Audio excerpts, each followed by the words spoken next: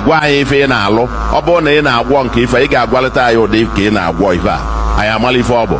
Otherwise, we'll come and take you out and burn that place and clear it out of Anambra. Anambra cannot condone those kind of people in the state.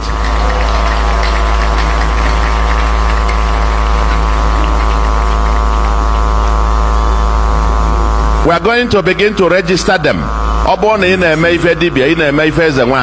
going to document to you malaria and so on.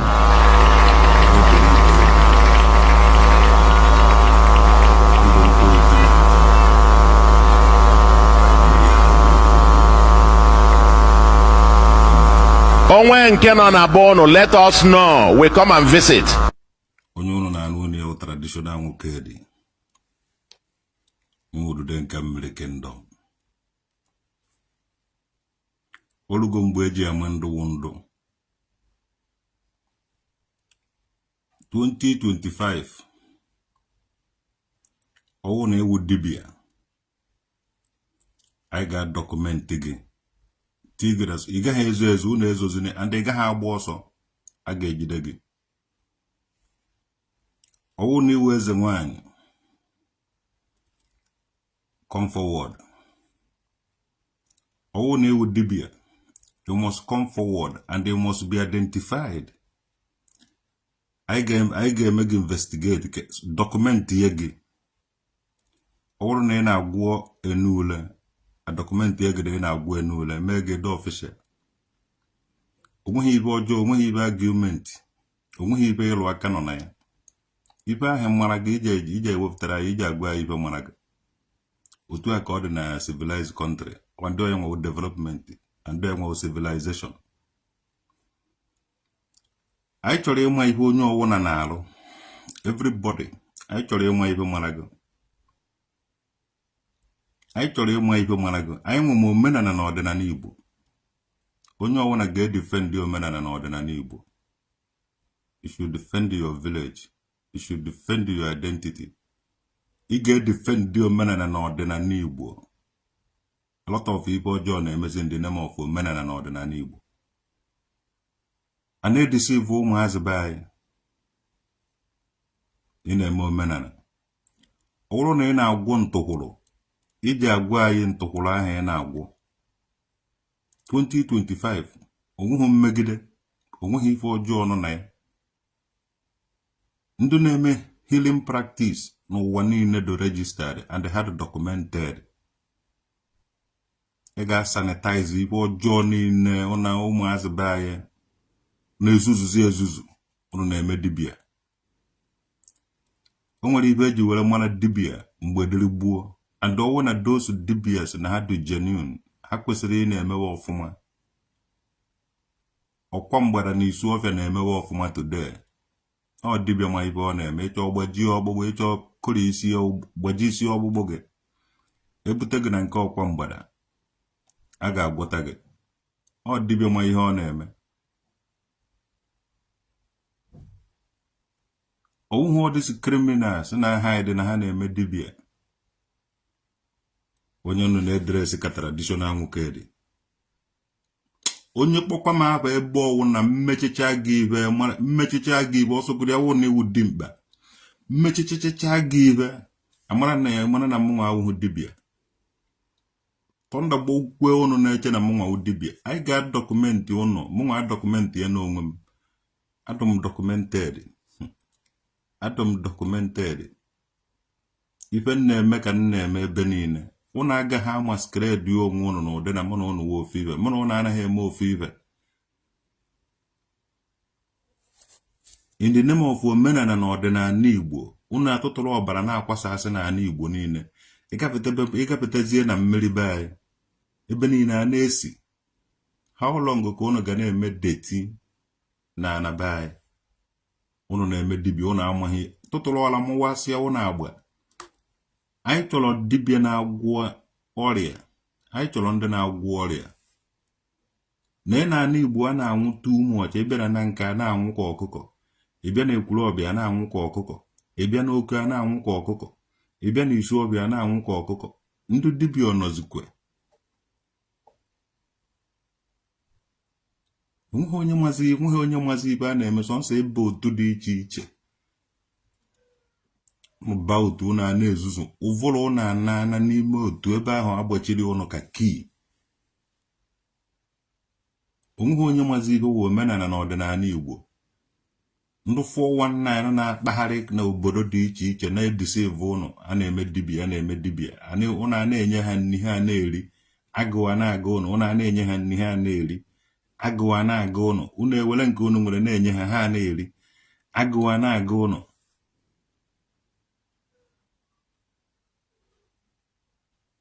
Ụnụ mara ebe evulu bren ụnụ ga-anọ butekwa bren ụnụ ebe ahụ ọsịsọ meme were nkụchakọ ya ụnụ ihe nwa.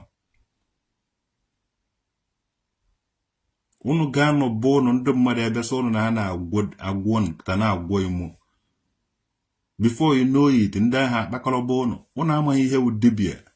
Ha na-abịa na be ụnụ mana mmadụ sịgo na ọ na-ele ahịa. Ị nọrọ ebe ahụ ọsụọ ga-enwe na ọnụ adaka ga nọrọ ebe ahụ gị onye wụ dibia wa tụtụrụ nwudo ya n'obodo ụnụ ahụ, nwudo ya di ya, jidesie ya ike di ya.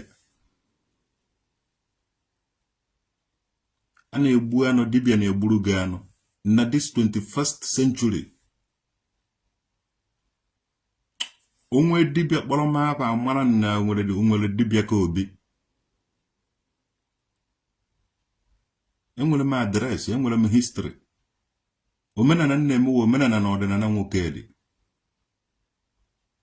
Kuchisi omenala na ọdịnala ndị a na-achị today, omenala na ọdịnala Igbo, omenala na ọdịnala Isuọbịa, omenala na ọdịnala na Agụata na Orumba na Anọcha, omenala na ọdịnala nwoke dị. Anyị nwere omenala, obodo ọwụna nwere ife eji marava, ọwụhụ dibia awụhụ omenala na ọdịnala Igbo. And all these people, nwa ahụ nweta onye ga-asị gị na ọwụ eze nwaanyị ka ọwụ n'obe agụba anyị ahụ ka mara na nne gị ọwụ eze nwaanyị. The next name a na-enye ndị akwụna, the retired akwụna ka ha na-aza eze nwaanyị. N'enu bed na-ala pieces n'ala Igbo so na-awụ eze nwaanyị.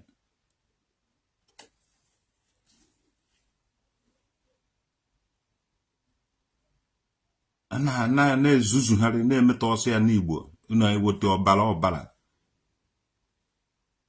Ndụ nna nna ụnụ kpara anụmanụ, ụnụ na-egbu anụmanụ so na ụnụ na-eme nna ụnụ tọndagbo ukwe ụnụ dị ya. Abata na 2025 a ga-adọkụmentị ụnụ niile. Ọ bụrụ na dogon yelo ka ị na-egbu na-agbu na bọtụrụ na-ele, adọkụmentị ego na ị na-egbu dogon yelo.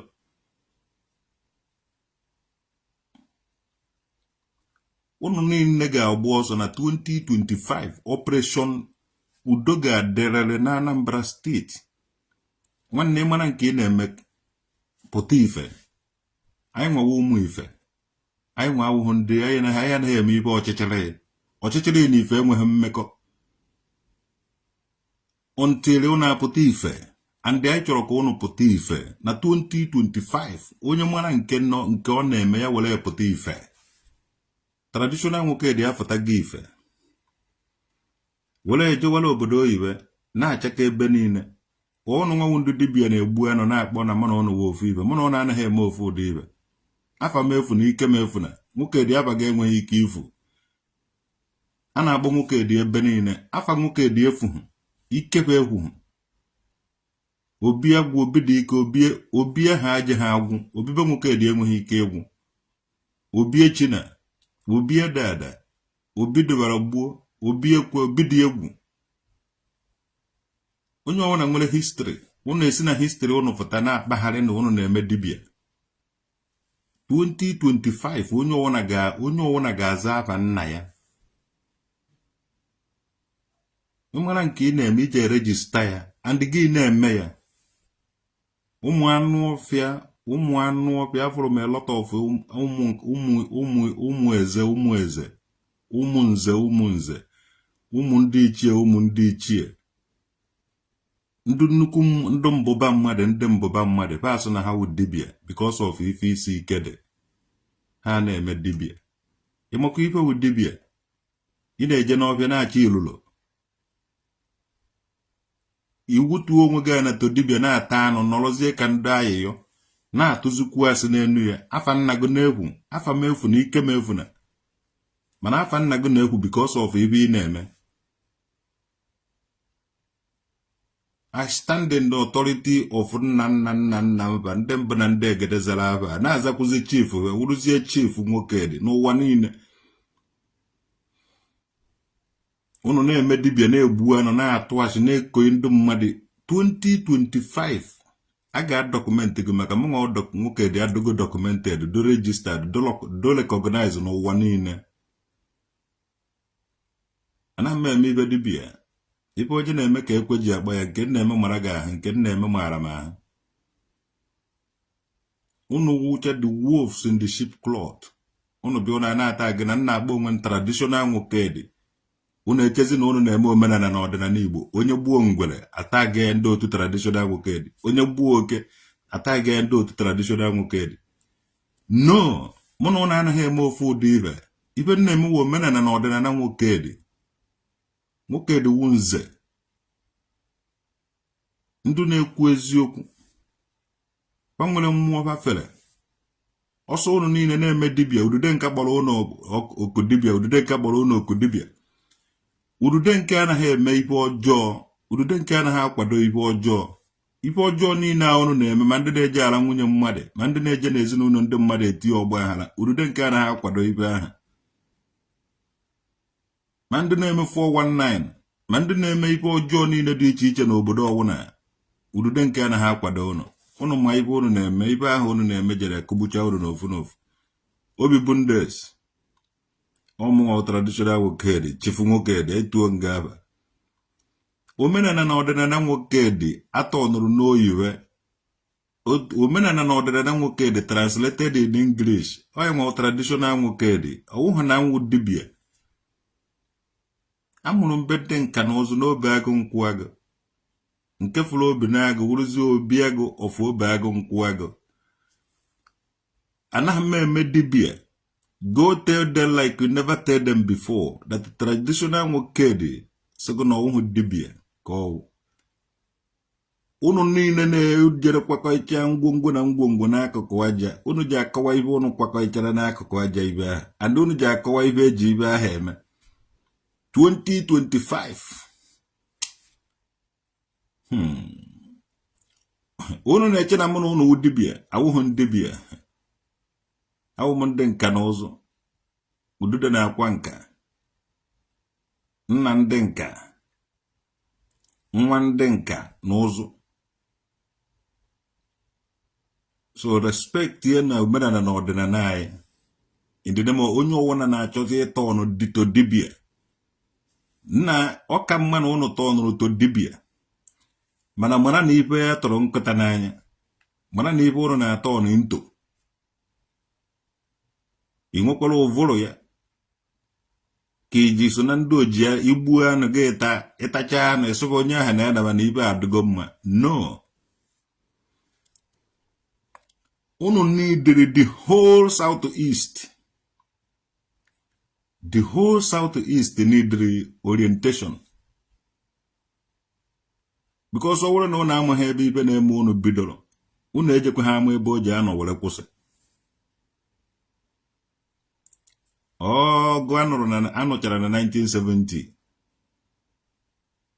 Ndị amụrụ from 1971, 1972, 1973 up to 1980 nwere ike ịkọrọ unu ife ha pasịrị through after the war.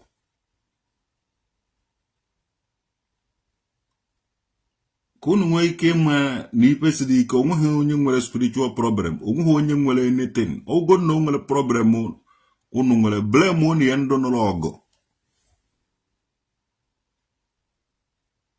Ọ bụrụ na o nwere humanitarians, ọ bụrụ na o nwere ndị kwesịrị inyere unu aka.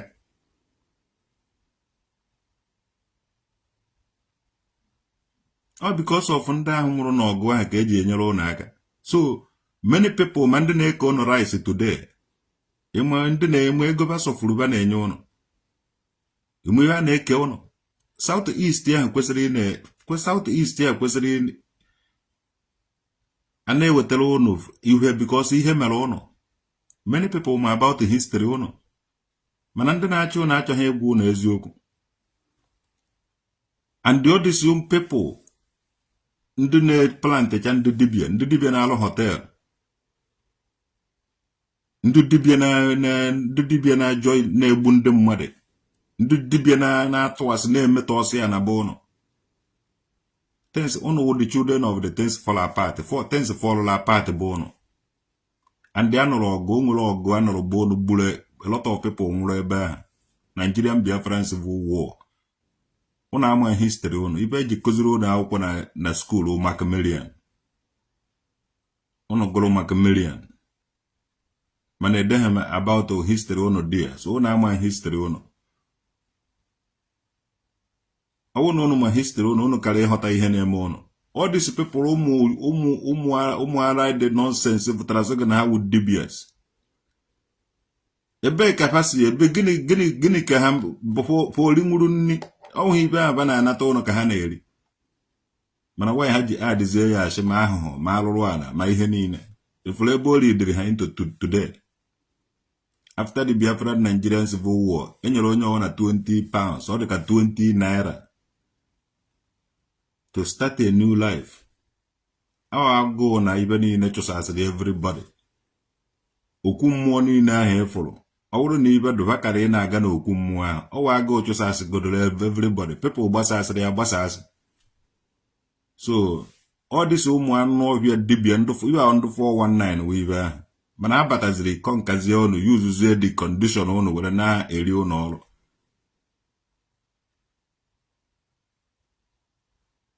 Emotional and they were emotional na-eri unu ọrụ. Ha kere onwe ha into pieces. Ụfọdụ nọ na dibia, ụfọdụ nọ na pastor, ụfọdụ nọ ekpoko na ọnụ here, ewere ọnụ na-anakọta ego, ekpoko na ọnụ here, because unu na-anụrụ ọgụ Biafra. Ka unu na-edere enyemaka, ndị enyemaka ka people na-enyere unu. But why ndị na-anata the thing ji eji na-alụ their personal things?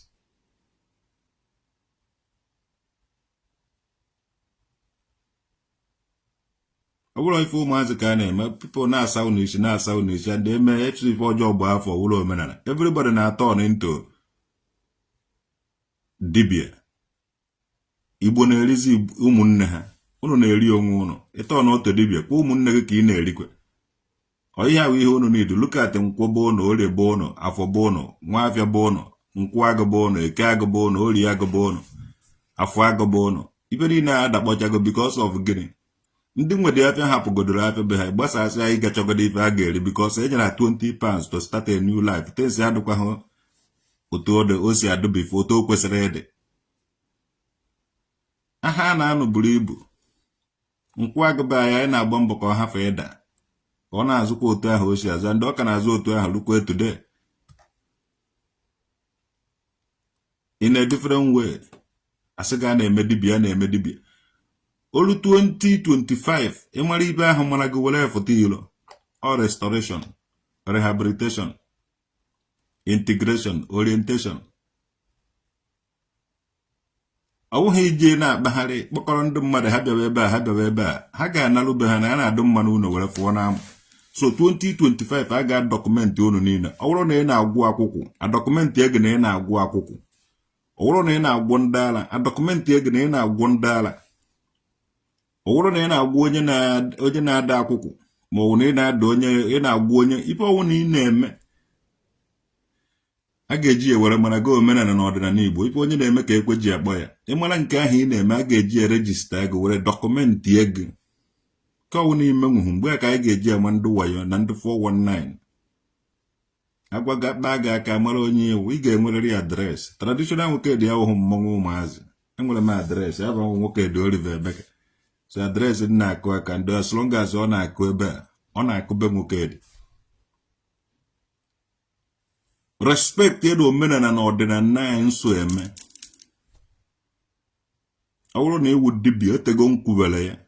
Ọ bụrụ na iwu dibia iji agwarịrị ya ibe mara gị. Ebe na dọkịta nke ndị oyiwe enwere veterinary doctor nwee nwee dọkịta anya, nwee dọkịta eze, nwee dọkịta ụmụ anụmanụ, nwee dọkịta dị iche iche, nwee ndị ji mgbọrọgwụ na mkpa akwụkwọ were agwọ, ndị healing practice. So ịbịa be anyị o kwesịrị ịdụ one ahụ. Anyị ejighị ebicha ebe a anaghị ewe ọkụ 24, anaghị ewe ọkụ 247 from year to year. Anyị anọtazi ebe anyị, asụzi anyị dozie ebe anyị afụnyesi ọkụ, gbakọnye onye ọwụ na uri ọkụ na mpanaka. Ọ na-adụ mma. Ndị ọcha mere anyị nke a, ndị ọcha mere anyị nke ọzọ, mana anyị na-eyi ụzọ ife ndị ọcha ahụ. Onwekwughị nke anyị mụtara ọ na-esi eme. Onye Igbo ọwụna chọrọ izu ohi, izukwa onye Igbo ohi, ana Igbo ji ejide go. Ndị dibịa unu na-ezu ndị Igbo ohi, ndị ana Igbo amakọ ego unu na ndị eze nwaanyị unu. 2025 ife ga-eme unu ya. Apụrụ m ibe a n'oge bido na-ekwu ya na-ebe achụbakwa unu na-agbabakwara na mmụọ be anyị, bikos alụrụ anụ unu ka unu nwa ụdị taket, unu nwa ka a ga-ejide, unu nwa mebiri ya n'Igbo, ndị unu nwa ji agba ọsọ, mana unu agbabara na mmụọ be anyị. Unu agbabakwana n'eni mmụọ niile nọ n'ala Igbo ndị ichie ebe anyị dobere ebe a obi ndị ichie ancient way. And ndị na-aga ebe a na-ebie, ndị na-aga ebe ahụ na-akwụba aka bụ ọtọ, begasị onye ọbụla na-enyoba enyo, so ba na-akwụba aka bụ ọtọ. And ibe ọbụla a na-eme a na-egosi ya onye ọbụla. Ọ people na-ekwu maka fa ejighị aka bụ agwa ndị mmadụ ọ ife ọma ha mere ka people na-ekwu, ha mekwa nke ọjọọ people ga-ekwu ya. So ha ka na-aga di ya. Ọwụhụ unu nwa na-ejela nwunye mmadụ mee ife ọjọọ dị iche iche. Ife ọjọọ unu mere asakred go na ana Igbo niile, and because of that ka a ga-eji achụ unu. Unu agbabakwara na holy place of our ancestors. Ebe ahụ dịkwa holy. Gbabakwarụ na okwu agwụ unu so that abịa kpokọrọ okwu agwụ unu. 2025 oge ma ọ bụrụ na o meghe mara datara onwe ha mmụọ na-eme ife. Ọ mmụọ na-eme ife. Amaobi Okeke tuo nga ahụ. Okeke ohu ego. Chineke. Okeke ohu ego. Anange dọna ikuku. Okeke ohu ego. Anazuo ngo. Ụmụaka mere n'ole na akwụna nkwọdeke. Onye abụrụ tata asụfụkwa ya echi ndụ mmiri ndụ azụ. Ụtụrụ ha na-abụ nkụtakọ onweghị nke na-emewe ibe ya.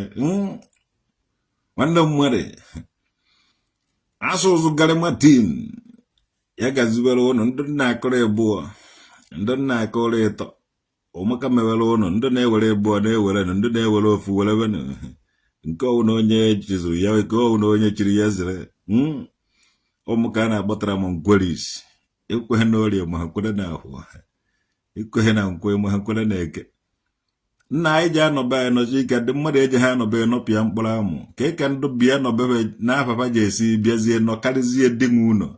O jede ha ekwe omume na a na-agbọ ha dibịa fa na-abịa abịa ịghọtago anyị nwe ụnọ obi shiri ya obi dị egwu igwe ndị a nkịtị fa ahọrọ ya ndị nwe ụnọ before you know it. Ndị bịara be ga-echibe eze, ndị dibịa bịara be anyị na-alụzi ara na-alazi ụmụazị be anyị na-alazi onye na-ahọrọzi ụmụazị sọba na ha wee eze nwaanyị.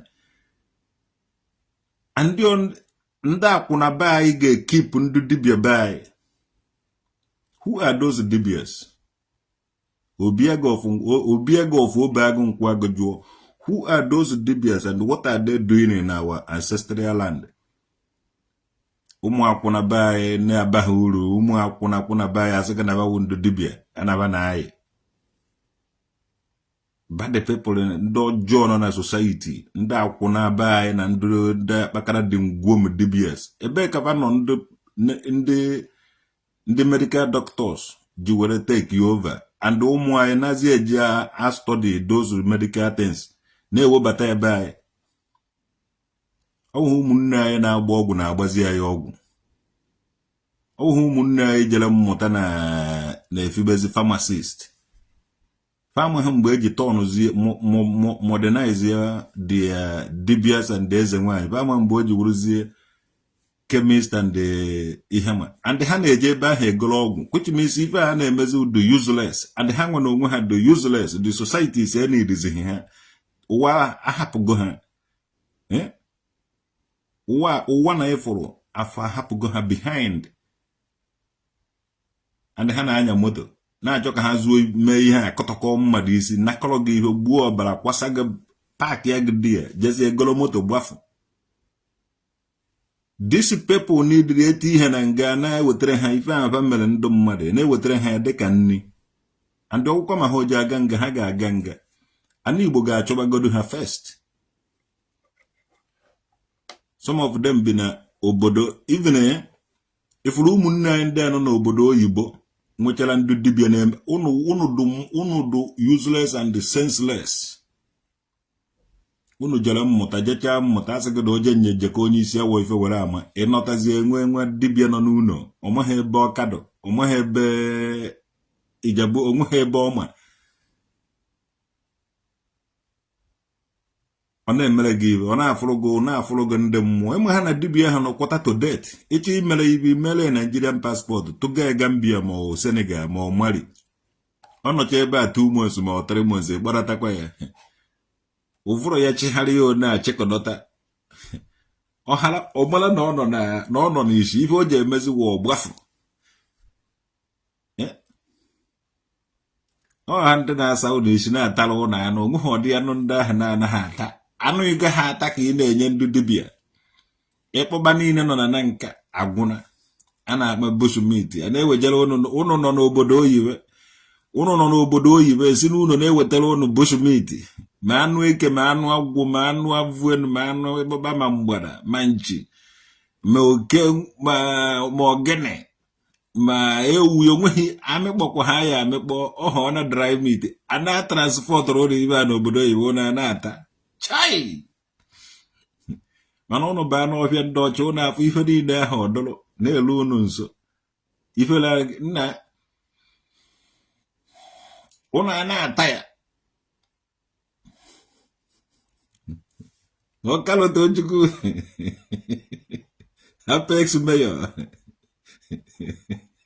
they have chopped the ọkụkọ ụmụ obibi anyị dapụrụ n'ọchị na ife ahụ ụmụ anụmanụ be anyị enweghị nke ọwụ na apụrụ asụrụ gasị na anụ ma ndị ibe a na ma edi na-alahụ ụra edi abalị nke ọwụ na-epụrụ ogbugbu chai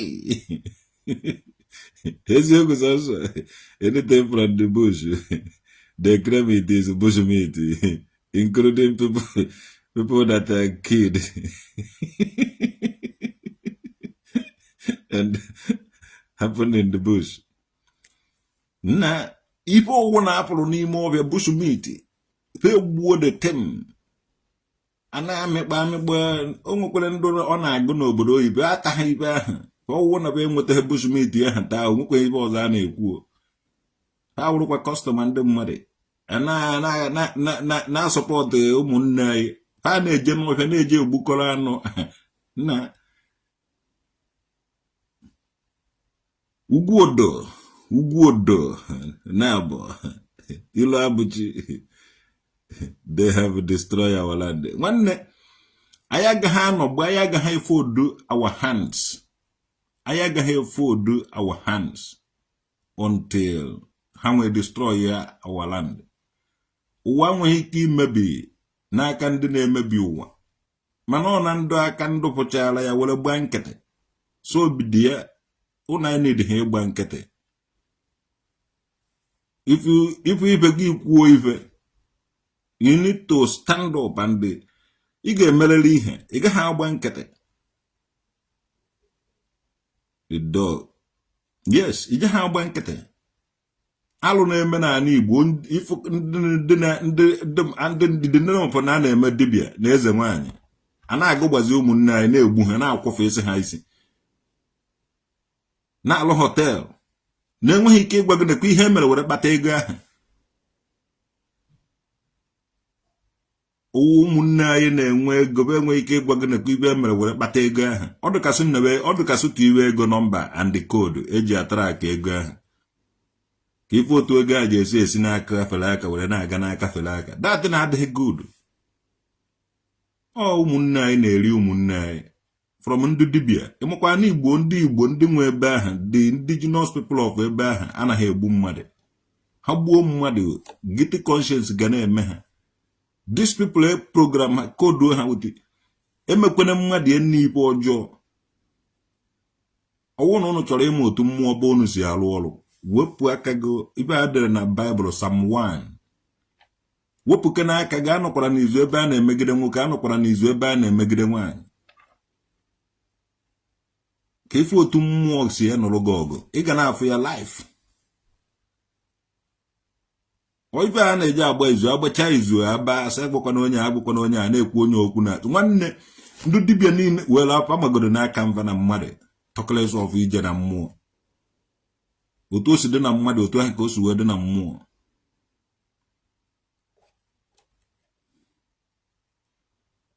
A na-egbu ma nkịta enweghị ife anaghị eri. These people and asị na ife ọwụ na mmadụ na-eri ka ọ dị ka ihe ahụ. Ha anaghị eri akwụkwọ nri sọsọ igbu anụ bushmeat anaghị akwụkwọ nri bụ agbaziela akwụkwọ nri ọsọ duzie ka anụmanụ ahụ. Ịbịa na be ndị ọcha efe otu ụmụ anụmanụ a si bachaa uru. Ebiebe anyị efuzie na anyị na-egbu odo stins ma nduru ma pidgin onweghị ibe ọkọ ọwụ na apụl ewere katapọtụ gbatuo rete na ọhọkwa na nri o. These people na-ata ihe ọwụ na and ndị Igbo ga-adị mma na ọwụ na-akwụsị ị na-ata odo stins. Anyị chetara m mgbe anyị na-eto anyị na-enwecha ma ọkụkọ na-enwecha ma ewu ma atụrụ ma ihe niile ma ọbọgwụ ife niile a na-eto na the compound ma buusu ma nkịta ha nche niile a na-eto onye ọwụ na na-eto. Mana now anyị ejide go odo stins anyị atọ nọche ga against odo stins. Ọkụkọ pụọ ha abata kịta ọkụkọ anaghị apụzi abata. Ọkụkọ pụọ na anaghị ekpuchi ọkụkọ ekpuchi ka hapụ ịpụ. Things na-eche jizibe anyị o. All the animal is afraid in the bush. Nwanne ụmụazị be anyị na-anọ n'ime ọhịa. Ụmụazị be anyị na-agbaba n'ime ọhịa ha. And onye gbabakarịa n'ime ọfịa gbabakarịa n'ime ọfịa. Onye gbabakarịa n'ime ọfịa gbabakarịa n'ime ọfịa. Ọ naghị agba ọsọ saịdị ụzọ, ọ naghị agba ọfịa. Even ma nke sef enwe ime ọka cross o ime ọka amaghị m na enwe ime ọka ọma bọda. Ta amaghị oke a na ba na-ama ige n'obodo ọzọ. Mana ndị ahụ jere obodo ọzọ anaghị anọtazi. So ebe ka a na-ata anụ enwe. Ị na-azụ ma anụ enwe ọ na-adị ụtọ. Enwe adịghị ụtọ n'anya, anụ ya ekwesịghị ịdị ụtọ, ajị ya do ash. Anụ ya do amaghị m ime ya ọ na-achekwa ọbara ọbara. Most of you, some of ndị na-watch me here taa na anụ enwe.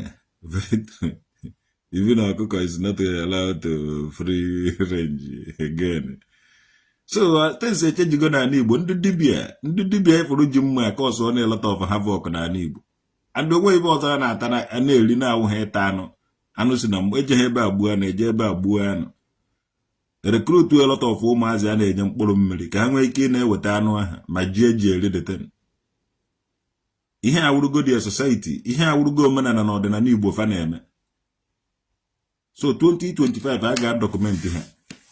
Ọmaka mere ụnụ ekwuchakwana m for today. Enedibodo m ikwu okwu because ụmụaka na-akwado Christmas. Mana hope dị.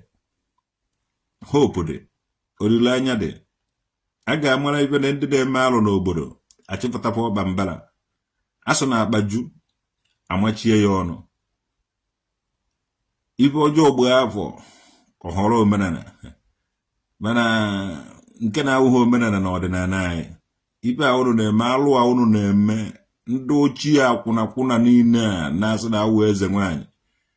Ụnụ akwụkwa ha onwe ha eze nwaanyị ụnụ. Alụ ụnụ na-eme otu ahụ ụnụ nọ.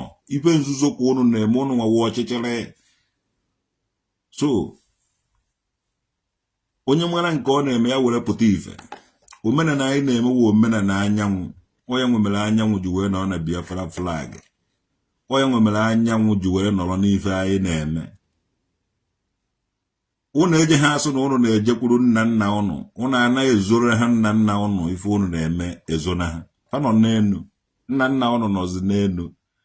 Were anyanwụ ahụ na-awụ ọchị ụnụ with the time. Ife anyanwụ ahụ na akaụntụ ogene seconds, minutes and hour. ọ ibe anyanwụ ahụ na-aka ya nwe sọsọ ihe ọ na-akụ kem na-amonitọ ihe unu na-eme mana unu jere zonahụ ya ife ezonahụ why kedu ka unu si asọ nne n'ike unu kwesịrị isi n'ọrụ na-eri nne unu were nri na-asụkọ n'ike unu amaghị ibe unu so na unu na-eme omenala na ọdịnala Igbo mana unu adịghị proud of omenala na ọdịnala Igbo ahụ. Now 2025 ị ga-agwa anyị ibe ị na-eme n'ala Igbo. Ọwụ na ịgwa ha ibe ị na-eme n'ala Igbo ahụ started from Anambra. Anyị ji akụziri unu omenala nnafesi ya unu nonsense ya unu na-eme ọwụghị omenala anyị. Ndị nna nna anyị bụ alụdụghị unu sef ebe ha na-eme ihe mmụọ ahụ open because anyanwụ na-akọnfam ya. Oya ka eji agwa gị na eche ịma mbụ gị izu igwe ka ọfọ ghara igbu gị. So ife ahụ unu na-eme unu na-egosikwa ya igwe kedu anya na-afụ ya. Unu na-aba n'ime unu eme nonsense ahụ unu na-aba n'ime unu ba ya eme ka anyị chọrọ iwepụta ọsịsọ. Onye nọchike n'ụzọ gwakena anyị ibe ị na-eme na abịa ka agwa gị na onye ọwụna ji ọfọ na ọfọ ma onye ji enu.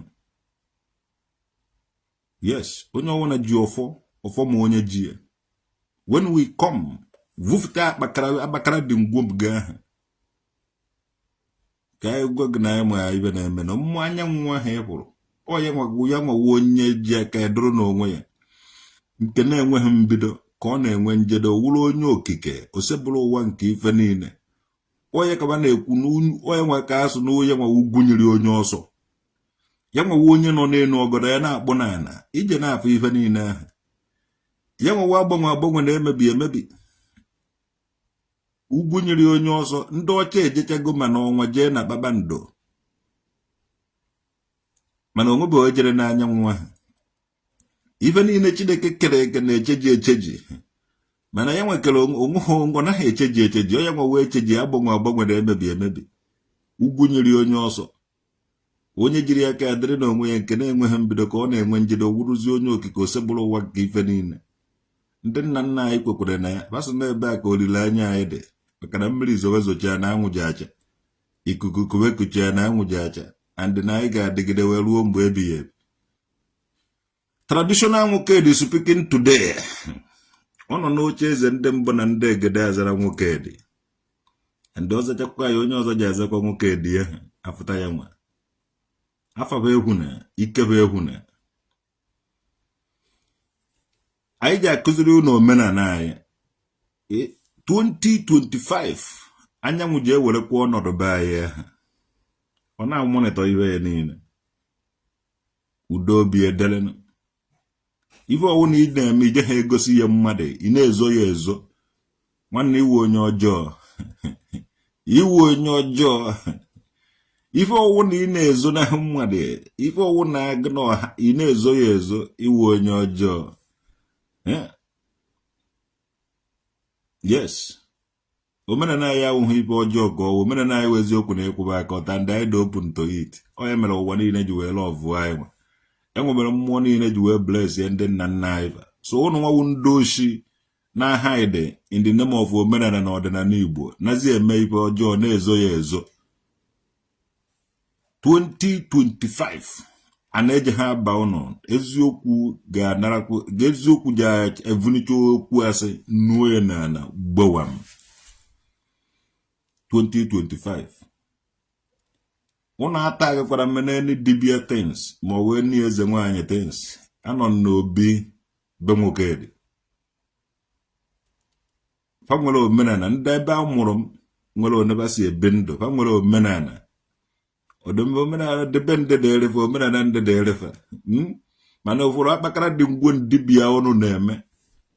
2025 a ga-adọkụmentị ụnụ mụnwa dọkụmentị jegori be m dọkụmentị ya onwe m abịa nlụchabeghị the project mana adọkụmentị go m ya already tii na Facebook ma everywhere. Ife ọwụda na-eme ana m adọkụmentị ya inside in and outside everywhere. Ana m adọkụmentị ya tii ya ụwa niile ma ife na-eme everybody ma ife na-eme onweghị ife nzuzo na-eme and otu ahụ ọ dị ka ọ ga-adịgide ruo mgbe ebighị ebi. Ọkụ eje ha akọbe nwoke dị omenala na ọdịnala nwoke dị ga-adịgide. Yes, very documented. Abi document chago mi already. Ife niile nwoke debe ha nwemere ife ududenke. And ududenke anobe nwoke dị amụgheri ya ebe ahụ. Nobody changes it. All traditional nwoke dị nwere ike icheji na ọwụ na ọ chọrọ icheji. Mana ọ gaghị echeji nwe because Bible so do not change the ancient landmark. Mana ịbụrụ ụnụ nwa alachala n'isi. Ịbụrụ ndị a alachara n'isi after the Biafran Civil War.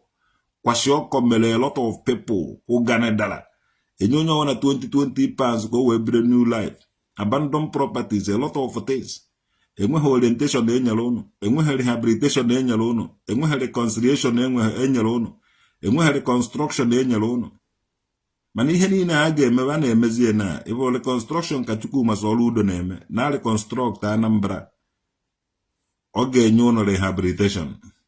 A ga-anafe esikwa ịbụrụ ibe niile a ụnụ na-eme. Na-ewere nzu na-agbu ọbara na-eme ibe ahụ. Akwa ụnụ erugo ndị gọọmenti ntị. And the government will come for help ụnụ. So abịa dị enene mara ihe ị na-eme ibe ahụ. Ọwụ na a ga-abịa ka enene ibe ụnụ na-eme. Ibe ahụ na-ezuzu di ya. Onye mekata na-abịa dị ndị ohi abatakwa ido ya. Ejewezie na-ekiri na-apụ ndị mmadụ before you know it alụwazie hotel mewe ibe ego. Ọwụghị ohi ka a gwara unu ji ezube, onweghị ihe ka a gwara unu mewe after Nigerian Biafran Civil War. Enwere lot of ụmụnne unu ebukọrọchara dọmpụcha n'obodo dị iche iche and ha survive kwala n'obodo ahụ. Unu na-agụkwa history. Unu na-ajụkwa kedu ebe unu kwesịrị isi wee bido after everything, especially ndị a mụrụ na 70s. Ụfọdụ mapụsịrị ịgachu ego na-ewenatara ndị nọ n'ụlọ ego ka e were dozie ụlọ. Now those people na-ewenala ego n'ụlọ ajoinego bad gangs. Atọnụchago their minds the law and the code. Ihe amawa ego ewere gbabara n'ime ọbịa na nka jeta bushmeat. Ewere gbabara n'ọbịa ekwulọbịa jela akwụna taa bushmeat ṅụọ nkwuenu. I think waziele gị bad things. Gị nwawa onye Igbo jele mba ka i wenata ihe n'ụlọ ka e were dozie ebe ụnụ because things fall apart. Anụchara ọgụ Biafra enye onye ọwa na 20 pounds ka o wee bido new life. Na ọgụ nwanozi na mba ka ime ka bụ ụnụ dị mma. Ndị na-emezi ka ọ dị mma edevelop go join ndị dibia na ndị eze nwanyị na-aṅụzi mkpụrụ mmiri na-akọzi bullshit na-atazi ma ibe ọwụ na-ewetara itebụl a na-ata ana Igbo ahago. So the government take note, take over, document na enye ọwụ na ọsụ na ọwụ dibia ma ọwụ eze nwanyị ka anyị mara ife marafa ka anyị mara ihe fọrọ anyị after na anụchara ọgụ ka anyị mara na onwekwere onye ka nwere ihe ọ ga-eme ka onye na-ata sọnsọ anụ gbuo ọbara kọ nonsense. No weak heart shall prosper. So ndị na-egbu anụ do certain na one day na ha ga-anwụ ka anụ ahụ ha na-egbu. So nweghị olileanya anyị nwere n'ebe fanọ. Afụgo na ụmụ nwaanyị be anyị wụsa akwụna ka ha na-agba na plant evil to their own people. So that na agaghị awụ ọkụ n'ala Igbo. Onye mara nke ọ na-emewe omenala na ọdịnala Igbo na-akwụhụ n'eziokwu na ịkwụba aka ọtọ a ga-ekpochapụ gị.